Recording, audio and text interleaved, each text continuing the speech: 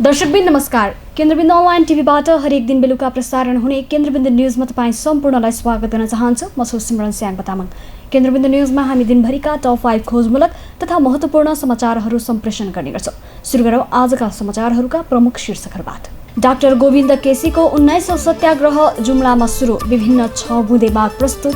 संवैधानिक नियुक्तिमा हुने राजनीतिक भागभण्डाले संविधान कार्यान्वयनमा समस्या देखिएको नेपाल बार एसोसिएसनको ठहर। अख्तियार दुरुपयोग अनुसन्धान आयोगका प्रमुख आयुक्तको पद आजबाट रिक्त, व्यक्तिको पृष्ठभूमि अध्ययन गरेर मात्रै नियुक्ति दिन पूर्व प्रमुख आयुक्तको सुझाव। कोरोना भाइरसको उच्च जोखिममा सुरक्षाकर्मी, एकै सातामा 1500 भन्दा बढी सुरक्षाकर्मीमा कोरोना संक्रमण पुष्टि, हालसम्म 5000 भन्दा बढी सुरक्षाकर्मी संक्रमित। र नेपाली क्रिकेटलाई आईसीसी मापदण्ड अनुरूप सञ्चालन गर्ने तयारी, संघको प्रशिक्षकमा विदेशी व्यक्ति नै आउन सक्ने सम्भावना उच्च।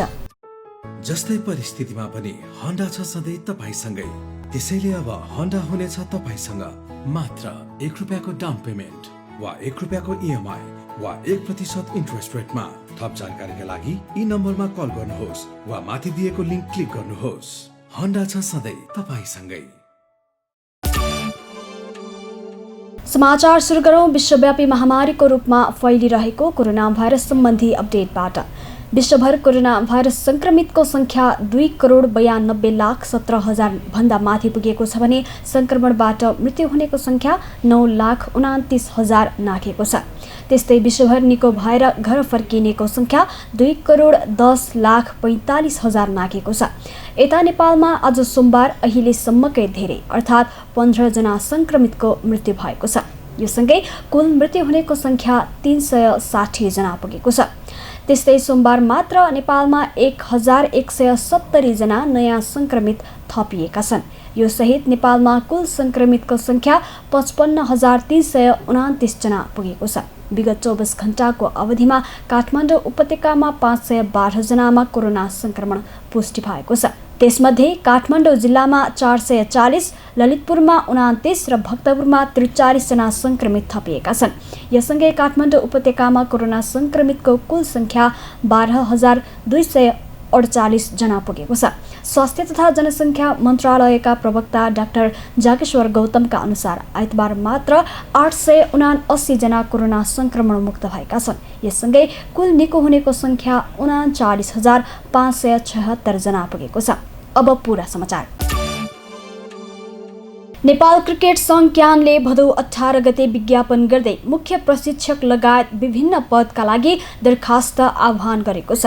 21 दिनको म्याद राखेर खुल्ला गरेको दरखास्तबाट आह्वान गरेका पदाधिकारी नियुक्त भए क्यान चलाउने नयाँ प्रयासको थालनी हुनेछ। हेरौँ पूरा समाचार। नेपाल क्रिकेट सङ्घ क्यानले भदौ 18 गते अन्तर्राष्ट्रिय क्रिकेट परिषद आईसीसीसँग समन्वय गरी विभिन्न पदका लागि दरखास्त आह्वान गरेको छ। अहिले आह्वान गरेको दरखास्तमा मुख्य प्रशिक्षकसँगै विभिन्न प्राविधिक कर्मचारीहरू, महाप्रबन्धक, वित्तीय प्रबन्धक, व्यवस्थापक तथा प्रदेश प्रशिक्षकका लागि पनि खुल्ला प्रतिस्पर्धामा लगिएको छ। नेपाली क्रिकेटलाई आईसीसी मापदण्ड अनुसार अगाडि बढाउन दरखास्त आह्वान गरिएको क्यानका अध्यक्ष चतुर बहादुर सन्तले बताएका छन्। खुल्ला प्रयासबाट चाहिँ कोच चाहिँ नियुक्ति गरिएको अवस्था हो कुबुरु दासानाइकेलाई, होइन, र सिओ पनि यसअघि नै क्यानले मलाई लाग्छ भावना घिमिरेजीलाई चाहिँ खुल्लाबाट नियुक्ति गरेको थियो। तर अन्य पदहरू छ जस क्रिकेट म्यानेजर लगायतको जो अन्य लोकल कोचेसहरू सबै कुरा चाहिँ हामी चाहिँ अब जिएम भनौँ नि त, अब अहिलेलाई सिओको सट्टा हामीले जिएम राखेका छौँ। यो चाहिँ अब पहिलो प्रयास नै हो। क्वालिफाइड मान्छे नेपाल क्रिकेट सङ्घलाई चाहिँ समय सापेक्ष अगाडि बढाउन मद्दत पुर्याउने खालको जनशक्ति चाहिँ प्रतिस्पर्धाबाट चाहिँ क्रिकेट सङ्घमा पुगोस् भन्ने हाम्रो एउटा उद्देश्य हो। एउटा एसोसिएट राष्ट्र जुन चाहिँ आइसिसीको चाहिँ मेम्बर हो, उसले अपनाउनु पर्ने धेरै कुराहरू आइसिसीले तोकेको छ, गाइडलाइन गरेको छ। आइसिसीकै सल्लाहमा र मापदण्ड पनि आइसिसीसँग समन्वय गरेर बनाएको हो। क्यानले चाहिँ क्रिकेट बोर्डले मात्रै हामीले हचौताले बनाएको होइन। यसमा कहीँ कतै भनौँ न मिडियाकर्मीलाई, अन्य सरकारवालालाई यसमा चासो हुनसक्छ। आइसिसीसँगै सरसल्लाह गरेर मापदण्डसहित यो खालको चाहिँ कर्मचारी, यो खालको चाहिँ स्टाफहरू नेपाल क्रिकेटलाई आवश्यक छ भन्ने किसिमले हामी चाहिँ यो दरखास्त धेरै पदमा भए पनि अधिकांशको चासो मुख्य प्रशिक्षकमा परेको छ। सर्वाधिक चासो रहेको मुख्य प्रशिक्षकको लागि क्यानले स्वदेशी तथा विदेशी नागरिकले आवेदन दिन सक्ने व्यवस्था गरेको छ।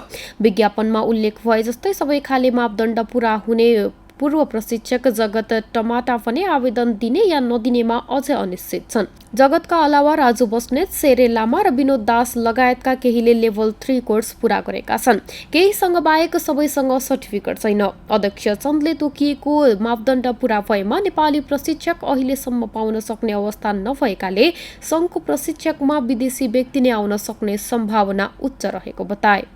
नेपालभित्रकै त्यो लेभलको कोच चाहिँ त्यस्तो एक्सपिरियन्स कोच चाहिँ अब अहिलेलाई मलाई लाग्छ सम्भव छैन जस्तो लाग्छ उहाँहरूसँग गर्दा पनि। अब जगत टमाटाले चाहिँ राष्ट्रिय खेलकुद बोर्डको चाहिँ जागिरी हुनुहुन्छ, उहाँले मौका पनि पाउनु भएको हो। त्यसकारण अहिले नेपालभित्र भन्दा पनि कुनै एसियन कन्ट्रीको अथवा कुनै त्यस्तो फ्रेन्चाइजी इन्टरनेसनल फ्रेन्चाइजी लिग अथवा कुनै चाहिँ टेस्ट प्लेइङ कन्ट्रीको यो चाहिँ प्रोभिन्स लेभलको कोच लामो समय कोच भएको र एउटा चाहिँ फर्स्ट क्लास क्रिकेटमा चाहिँ पोख्त अब भयो भने इन्टरनेसनल क्रिकेटै खेलेको हो भने त धेरै भयो।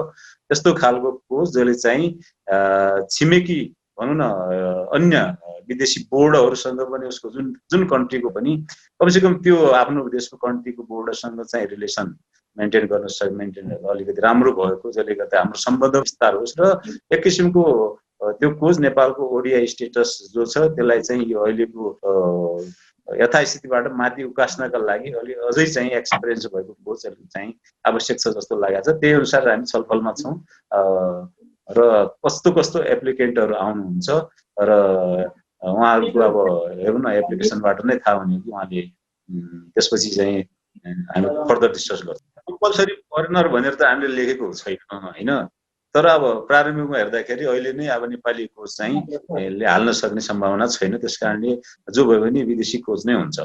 त्यसैले पनि राष्ट्रिय पुरुष तथा महिला क्रिकेटको प्रशिक्षकको भूमिका निर्वाह गरिसकेका टमाटाले इच्छा देखाएमा फेरि पनि प्रशिक्षकमा आउन सक्ने सम्भावना बलियो देखिन्छ। प्रशिक्षकमा जो आए पनि नेपाली क्रिकेटको साखलाई जोगाउन विगतका भन्दा माथिल्लो स्तरको प्रशिक्षणको खाँचो भने पक्कै छ। पछिल्लो समय मुलुकभर संक्रमितको संख्या बढेसँगै सुरक्षा निकायमा पनि कोरोना संक्रमणको दर बढ्दो छ। आवश्यक स्वास्थ्य सुरक्षा मापदण्ड बनाएर 77 वटै जिल्लामा अग्रपङ्क्तिमा खटिएका सुरक्षाकर्मीमा पछिल्लो समय नियमित संक्रमण देखिन थालेको छ। प्रस्तुत छ यसै विषयमा तयार पारिएको यो रिपोर्ट। कोरोना भाइरस नियन्त्रणका लागि फ्रन्टलाइनमा खटिएका सुरक्षाकर्मीहरू पनि कोभिड-19बाट संक्रमित हुन पुगेका छन्। 4 सुरक्षा निकाय नेपाली सेना, नेपाल प्रहरी, सशस्त्र प्रहरी र राष्ट्रिय अनुसन्धान विभागका 5135 सुरक्षाकर्मीमा कोभिड-19 संक्रमण पुष्टि भएको हो। त्यसमध्ये 2018 जना कोरोना जितेर कार्यक्षेत्रमा खटिसकेका छन्। पछिल्लो एक सातामै 1500 बढी सुरक्षाकर्मी कोरोना संक्रमित भएका छन्। गत वैशाखबाट सुरक्षा निकायमा संक्रमण देखिएको थियो। नेपाल प्रहरीतर्फ जेठ 3 गते एक प्रहरी जवान पहिलो संक्रमित भए। हालसम्म 4 सुरक्षा निकायमध्ये सबैभन्दा बढी नेपाल प्रहरी संक्रमित भएका छन्। सर्वसाधारणसँग प्रत्यक्ष साक्षात्कार हुने भएकाले प्रहरी बढी प्रभावित भएका हुन्। सार्वजनिक तथ्याङ्क अनुसार नेपाल प्रहरीमा यो सामग्री तयार पार्दासम्म कुल 2817 जनामा संक्रमण भएको छ। उनीहरूमध्ये 1233 प्रहरी निको भएर कार्यस्थलमा खटिएको प्रहरी प्रधान कार्यालयले जनाएको छ। प्रहरी जोखिम आकलन गरेर आवश्यक सुरक्षा सावधानीका साथ कार्यक्षेत्रमा खटिँदै आएको महानगरीय प्रहरी कार्यालय काठमाडौँका प्रमुख प्रहरी नायब महानिरीक्षक विश्वराज पोखरेलले बताउँछन्। यस्तै सैनिक प्रवक्ता सहायक रथी सन्तोष वल्लभ पौडेलका अनुसार अहिलेसम्म कुल 1383 जनामा कोरोना पुष्टि भएको छ, जसमध्ये झण्डै 700 जना पछिल्लो एक हप्तामै संक्रमित भएका हुन्। सबैभन्दा बढी मध्यपूर्वी पृतनामा 189 जना संक्रमित रहेका छन्। उपत्यकामा 184, मध्यपश्चिम पृतनामा 154 मा संक्रमण देखिएको छ। सेनामा 56 स्वास्थ्य कर्मी समेत संक्रमित भएका छन्। पौडेलका अनुसार संक्रमित मध्ये 294 निको भएर कार्यक्षेत्रमा खटिएको र बाँकीको उपचार जारी रहेको छ। उता सशस्त्र प्रहरी बल नेपालका 915 जना संक्रमित भएका छन्। त्यसमध्ये झण्डै 55% निको भएका छन्। हाल 435 उपचाररत रहेका सशस्त्र प्रहरीका प्रवक्ता प्रहरी नायब महानिरीक्षक राजु अर्यालले बताएका छन्। मुख्य गरी सीमा नियन्त्रण, भिडभाड नियन्त्रण, आइसोलेसन व्यवस्थापन, सर्वसाधारणको सुरक्षा, भिडभाड नियन्त्रण, सडक सुरक्षामा बसेका बेला उनीहरू संक्रमित हुन पुगेको अर्याल बताउँछन्। यस्तै सरकारका लागि सम्भावित जोखिमको सूचना सङ्कलनमा सादा पोसाकमा खटिने राष्ट्रिय अनुसन्धान विभागका 20 जनामा पनि कोरोना देखिएको छ। प्राप्त विवरण अनुसार विभाग अन्तर्गत रहेका उनीहरूमध्ये अहिले 11 जना उपचाररत छन्। प्रदेश 2 मा सबैभन्दा बढी 9 जना संक्रमित रहेका छन्। बागमती प्रदेश 7, गण्डकी 1, प्रदेश 5 मा 2 र सुदूरपश्चिम प्रदेशमा 1 जनामा संक्रमित देखिएको विभागले जनाएको छ।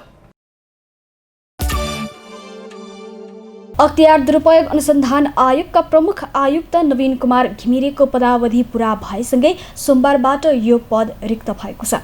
संविधान अनुसार आयोगमा 1 जना प्रमुख आयुक्त र 4 जना आयुक्त रहने व्यवस्था भए पनि आयोगमा अहिले 2 आयुक्त डाक्टर सावित्री थापा गुरुङ र डाक्टर गणेश राज जोशी मात्रै कार्यरत छन्।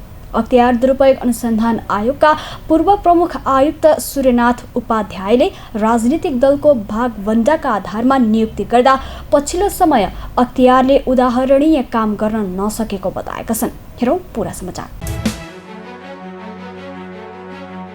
अख्तियार दुरुपयोग अनुसन्धान आयोगका प्रमुख आयुक्त नवीन कुमार घिमिरेको पदावधि पूरा भएसँगै सोमबारबाट प्रमुख आयुक्तको पद रिक्त भएको छ। विक्रम सम्वत 2075 असोज 4 गते अख्तियार प्रमुख आयुक्तमा नियुक्त भएका उनको आइतबार उमेर हदका कारण पदावधि पूरा भएको हो। अख्तियारका पूर्व प्रमुख आयुक्त सूर्यनाथ उपाध्यायले विवादास्पद व्यक्ति नियुक्त गरेपछि त्यसको नतिजा पनि विवादास्पद नै आउने बताए। अख्तियारको प्रमुख आयुक्तमा नियुक्त हुने व्यक्तिको विगत कस्तो थियो, कुनै उदाहरणीय कार्य गरेको छ या छैन लगायतका विषयमा मूल्याङ्कन गरेर नियुक्त नगर्दा गलत परिणाम आउने उनको भनाइ छ। उदाहरणीय काम गरेको चाहिने देखिँदैन। अलिकति चाहिने तपाईँको सानातिना मसिना केसेसहरूमा लागे देखिन्छ। अनि त्यसपछि चाहिने तपाईँको त्यो स्टिङ अपरेसन भनिएको छ। त्यो स्टिङ अपरेसनमा पनि 2000-3000 मान्छे समातिराखेको छ। हुन त केही मुद्दाहरू ठुला मुद्दाहरू पनि लगाएको छ लगिकन त, तर धेरै जसो चाहिँ त्यस्ता मुद्दाहरू छन्। र तेस्रो अर्को एउटा जरुरी कुरो के हो भन्दाखेरि अख्तियारको आरोप पत्र चाहिँ अलिकति एक्सपर्ट मान्छेले नतयार गरे जस्तो देखिन्छ। त्यस कारणले चाहिँ त्यहाँ चाहिँ एक्सपर्ट मान्छेहरूको खाँचो भएको जस्तो मैले अनुभव गर्छु। अख्तियारमा नियुक्ति गर्दाखेरिको मान्छेको चाहिँ जसले नियुक्ति गर्ने हो त्यो मान्छेले होस पुर्याएर नियुक्ति गर्नु पर्यो।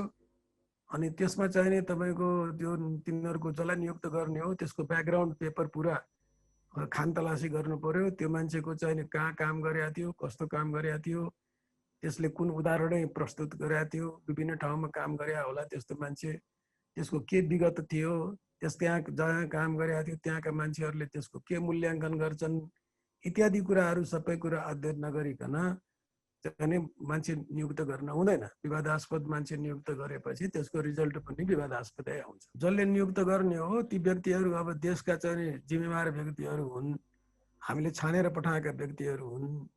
अब एकजना प्रधान न्यायाधीश बाहेक अरू सबैलाई त हामीले छानेरै पठाएको हो। जनताले नै छानेर त्यत्रो ठुलो पदमा पठाएका मान्छेहरूले नै नगरेपछि त अब कसको आशा गर्ने त त्यसो होइन।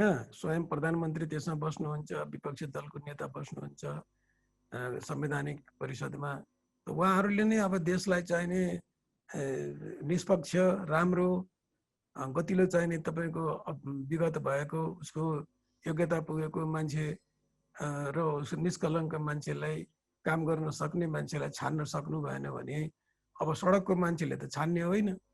अनि त्यस कारणले जिम्मेवारी उहाँहरूले लिनुपर्छ। करिब 8-10 वर्षको चाहिने इतिहास हेर्ने हो भने सन्तोषजनक छैन।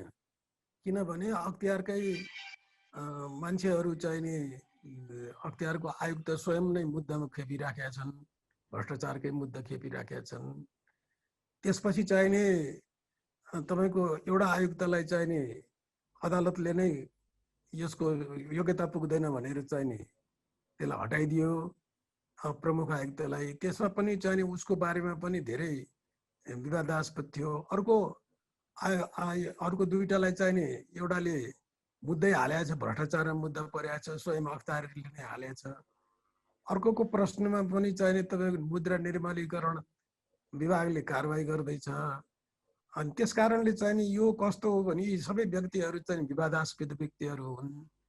अनि त्यसो भएको हुनाले यो अख्तियारले चाहिँ नि विगत 8-10 वर्षदेखि चाहिँ नि आफ्नो जुन गरिमा हो त्यो गरिमा राख्न सकेको छैन। राजनीतिक नेतृत्वले अख्तियारको प्रमुख आयुक्त छान्ने भएकाले गलत व्यक्ति नियुक्ति गरेमा त्यसबाट निस्किने परिणामको जिम्मेवारी पनि छान्ने व्यक्तिले नै लिनुपर्ने उपाध्यायको तर्क छ। पहिले एउटा मिसन लिएर आउनु पर्यो। कुनै मान्छे अख्तियारमा जागिर खाएर आउँछु भनेर विचारले आउँछ भने त्यो बरु नआयो हुन्छ है। त्यस्तो मान्छेले चाहिँ नि बरु नआयो हुन्छ, त्यहाँ दुर्नाम हुन्छ, केही काम गर्न सकिँदैन। अघि गरेको पनि मान्छेले रुचाउँदैन, आफूलाई चाहिँ नि पनि खतरा पनि हुन्छ। तर केही म गर्छु देशका लागि, मेरो मिसन छ, म जन्मेको यही देशमा हुँ, म नागरिक हुँ, मैले गर्दा धेरै काम हुनसक्छ भन्ने मिसन एउटाले चाहिँ लिएर, एउटा उद्देश्य लिएर त्यसप्रति प्रतिबद्धता छ भनेदेखि त्यस्तो मान्छे मात्रै आउनुपर्छ मेरो विचारमा। जहाँसम्म खोज्ने कुरा हो मान्छे, त्यो चाहिँ खोज्दा फेरि खोज्नेहरूले पनि त्यसको पुरा ब्याकग्राउन्ड हेरेर अनि पछि मात्रै नियुक्त गर्नुपर्छ। अब आइसकेपछि त्यो नेतृत्वले यदि त्यसमा त्यो प्रतिबद्धता छ भने त्यसले नेतृत्व पनि दिन सक्छ। यद्यपि त्यसले मात्रै सबै कुरा निर्णय गर्ने होइन, तर नेतृत्व भनेको कुरा ठुलो कुरा हो। नेतृत्व दिन सक्दा फेरि अरूले पनि त्यो उदाहरणीय हुन जान्छ र अरू आयुक्तहरू पनि नियन्त्रणमा बस्न सक्छन्। राजनीति भनेको कुरा जहिले पनि तपाईँको शासन भनेको कुरा जहिले पनि अलिकति निरङ्कुश हुन्छ, जहिले पनि आफूले भनेका कुराहरू लाद्न खोज्छ। जुनसुकै चाहिँ पार्टी आए पनि उसले चाहिँ नि आफूले भनेको जस्तो गरोस्, प्रमुख आयुक्तले भन्ने चाहना गर्छ।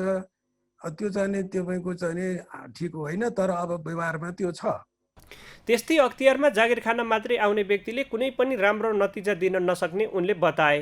अख्तियार प्रमुखसँग काम गर्ने अठोट र लक्ष्य भए मात्र सही नेतृत्व दिन सक्ने उपाध्यायको भनाइ छ। अख्तियार प्रमुख आयुक्त भइसकेका व्यक्तिहरू नै अख्तियारको कारबाहीमा पर्ने, अदालतमा मुद्दा पर्ने, योग्यता नपुगेर अदालतले हटाउनु पर्ने लगायतका क्रियाकलापले अख्तियारको लोकप्रियता दिन प्रतिदिन घट्दै गएको स्पष्ट हुने उनको दाबी छ। राजनीतिक व्यक्तिले नियुक्ति गरेपछि पनि स्वतन्त्र भएर काम गर्नुपर्ने ठाउँमा फेरि पनि व्यावहारिक रूपमा राजनीतिक व्यक्तिको हस्तक्षेप भइराखेको देखिएको उपाध्यायको भनाइ छ। संवैधानिक नियुक्तिमा हुने गरेको राजनीतिक भागभण्डाका कारण संविधान कार्यान्वयनमा समस्या देखिएको सरकारवालाहरूले बताएका छन्। सत्तापक्ष र प्रतिपक्ष दलहरूको मिलेमतमा संवैधानिक पदहरूमा हुने गरेका नियुक्ति र सिफारिसका कारण संविधानको कार्यान्वयनमा समस्या देखिएको बारको भनाइ छ। हेरौँ यसै सन्दर्भमा तयार पारिएको यो रिपोर्ट। नेपाल बार एसोसिएसनले संवैधानिक नियुक्तिमा हुने गरेको राजनीतिक भागभण्डाका कारण संविधान कार्यान्वयनमा समस्या देखिएको बताएको छ। सत्तापक्ष र प्रतिपक्ष दलहरूको मिलेमतोमा संवैधानिक पदहरूमा हुने गरेका नियुक्ति र सिफारिसका कारण संविधानको कार्यान्वयनमा समस्या देखिएको बारको भनाइ छ। राजनीतिक दलहरूका कारण संविधानमा लागेको खोटको परिणाम न्यायपालिकामा समेत देखिएकाले न्यायपालिका पनि स्वतन्त्र हुन नसकेको बारको भनाइ छ। कानुन व्यवसायीहरूको राष्ट्रिय भेलापछि भएको पत्रकार सम्मेलनमा बारका महासचिव लीलामणि पौडेलले संविधानले व्यवस्था गरेका निकायहरूमा नियुक्ति, सिफारिस, मनोनयनको जिम्मेवारी पाएका राजनीतिक दलहरूका कारण संविधान कार्यान्वयनमा समस्या देखिएको बताए। खोट होइन, त्यसलाई कार्यान्वयन गर्ने, यसलाई ड्यासमा आसीन नेपाल बार एसोसिएसन, पत्रकार, मिडिया सम्पूर्ण कतै हाम्रो संविधानमै खोट भएन, खोट छैन भन्ने पनि हामीलाई लाग्यो। त संविधान आफैमा खोट होइन, त्यसलाई कार्यान्वयन गर्ने, यसलाई प्रचलनमा ल्याउने, यस संविधानमा व्यवस्था गरिएका निकायकामा नियुक्त हुने, मनोनित हुने, सिफारिस हुने, निर्वाचित हुने पदाधिकारीहरूको मुख्य जिम्मेवारी रहन्छ।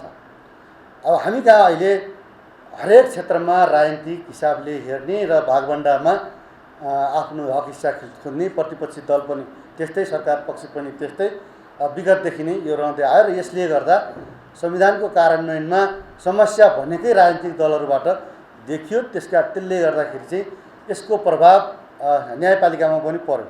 न्याय परिषदको संरचना र संसदीय सुनवाई न्यायाधीशहरूको यो दुईटा विषयमा प्रत्यक्ष रूपमा राजनीतिक संलग्नता वा सौदाबाजी अर्थात् न्यायाधीश हुन चाहने, सर्वोच्च अदालतको न्यायाधीश हुन चाहने वा प्रधान न्यायाधीश हुन चाहने व्यक्तिले कुनै न कुनै रूपमा राजनीतिक दलका नेताहरूको घर दैलो चाहर्नुपर्ने किसिमको वातावरण सिर्जना गरेकै हो र त्यसले गर्दा न्यायपालिकाका न्यायाधीशहरू पनि यही समाजका व्यक्तिहरू हुन्, उनीहरूमा त्यो प्रभाव नपर्ने कुरै भएन। बारका अध्यक्ष चण्डेश्वर श्रेष्ठले न्यायाधीश नियुक्तिमा हुने षड्यन्त्रहरूका कारण कानुनी राज्य स्थापनामा समस्या देखिएको बताए। न्यायपालिकाको शुद्धिकरण सुदृढीकरणका लागि न्याय परिषदका काम कारबाही पारदर्शी, निष्पक्ष र स्वतन्त्र हुनुपर्ने उनले बताए। कानुनी राज्य स्थापनाको लागि न्यायपालिकालाई नाम मात्रका लागि भन्दा पनि कामबाट स्वतन्त्र बनाउनु पर्ने उनको भनाइ छ। न्यायाधीश नियुक्तिको सन्दर्भमा नैतिक चरित्र भएका, अनुभव, योगदान भएका व्यक्तिहरूलाई संविधान र ऐन कानुन अनुसार नियुक्त गर्न सकिएन भने न्यायपालिका स्वच्छ र सक्षम हुन नसक्ने उनले बताए। न्यायपालिकाभित्र न्यायाधीश नियुक्तिको सन्दर्भमा विभिन्न षड्यन्त्रहरू हुने गर्दा रहेछन् भन्ने कुराहरू हामीले देख्ने, सुन्ने र हेर्ने गरिराखेका छौँ। यो चिज चिर्नको लागि विधिको शासन, जहाँनिर विधिको शासन, कानुनी राज्य विधिपूर्वक काम गरिँदैन त्यो ठाउँमा न्यायपालिका स्वतन्त्र हुन सक्ला नामबाट, तर कामबाट हुन सक्दैन। न्यायपालिका स्वच्छ हुन सक्दैन, सक्षम हुन सक्दैन। त्यसको लागि सर्वप्रथमतः न्यायाधीशको नियुक्ति नै पहिलो प्रारम्भिक कुरा हो। त्यो न्यायाधीशको नियुक्तिको सम्बन्धमा अहिले के देखिरहेका छौँ भन्दाखेरि न्यायाधीशको नियुक्तिको सन्दर्भमा संविधानले, न्याय परिषद ऐनले के भन्दछ भन्दाखेरि संविधानमा लेखिएको र न्याय परिषद ऐनमा लेखिएको योग्यता मात्र होइन, उसको नैतिक चरित्र उच्च हुनुपर्दछ, इमान्दारिता हुनुपर्दछ।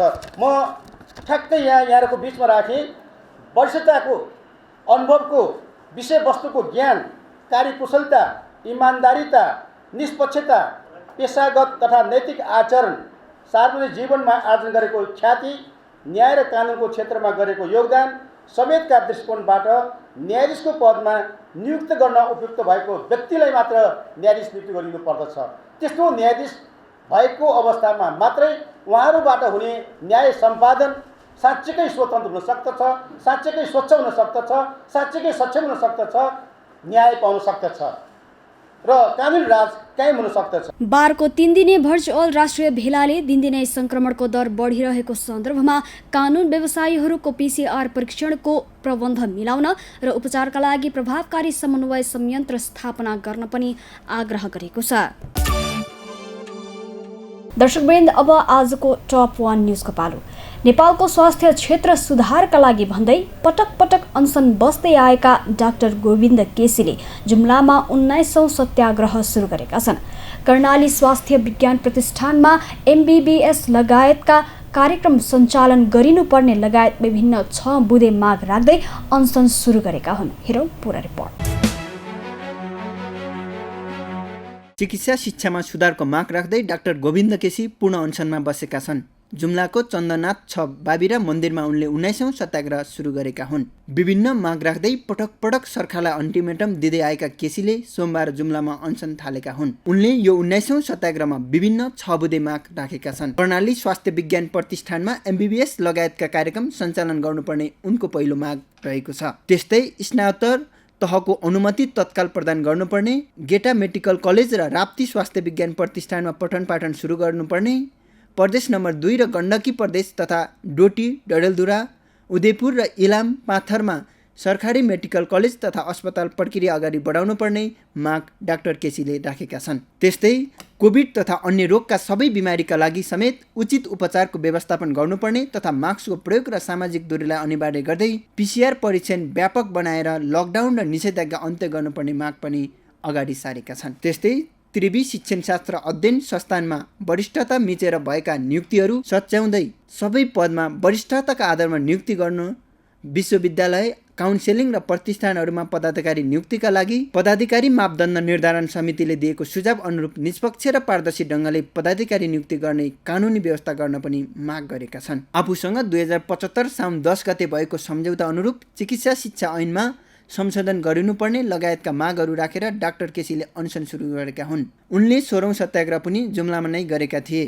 पहिलेको सत्याग्रहका बेला गरिएका सम्झौताहरू अहिलेसम्म पनि सरकारले कार्यान्वयन नगरेकाले आफू अनसन बस्न बाध्य भएको डाक्टर केसीले बताए। यसअगाडि भदौ 13 गते प्रहरीले डाक्टर गोविन्द केसीलाई उनी बसेकै होटलमा नियन्त्रणमा राखेको थियो। डाक्टर केसी साउनदेखि जुम्लाका दुर्गम बस्तीमा निःशुल्क उपचार गर्दै हिँडेका थिए। डाक्टर केसीले यसअगाडि नै आफूले माग पूरा गर्न सरकारलाई पटक पटक अल्टिमेटम दिँदै साउन 11 गतेबाटै सत्याग्रह बस्ने बताएका थिए। तर देशभर कोरोना महामारीको सङ्कट बढ्दै गएकाले सत्याग्रहको समय पछि सारेका थिए। त्यस्तै बैलपाटा अस्पताललाई नियमित आवश्यक बजेटको व्यवस्थापन गरी दिगो निःशुल्क सेवा सुनिश्चित गर्न र राज्य लक्ष्मी गोल्छा गुसकाण्ड आयल निगम जग्गा खरिद बाडबडी सेक्युरिटी प्रेस खरिद दरबार मार्गको जग्गा ओम्नी समूहको औषधि खरिद लगायत सबै ठुला भ्रष्टाचारका दोषीलाई छानबिन गरी कानुन बमोजिम कारबाही गर्न पनि केसीले माग राखेका छन्। डाक्टर केसी 2 वर्ष अघि जुम्लामै अनसन बसेका थिए। त्यसबेला उनको अनसन तोड्दै सरकारले जुम्लामा कर्णाली स्वास्थ्य विज्ञान प्रतिष्ठान स्थापना गर्ने, MBBS र डिग्रीको पढाइ सुरु गर्ने लगायतका सम्झौता गरेको थियो। यतिन्जेल केन्द्रबिन्दु न्युज हेरेर साथ दिनुभएकोमा तपाईँ सम्पूर्णलाई धेरै धेरै धन्यवाद। भोलि पुनः यही समयमा आउने बाचा गर्दै छुटिन चाहन्छौँ। नमस्ते।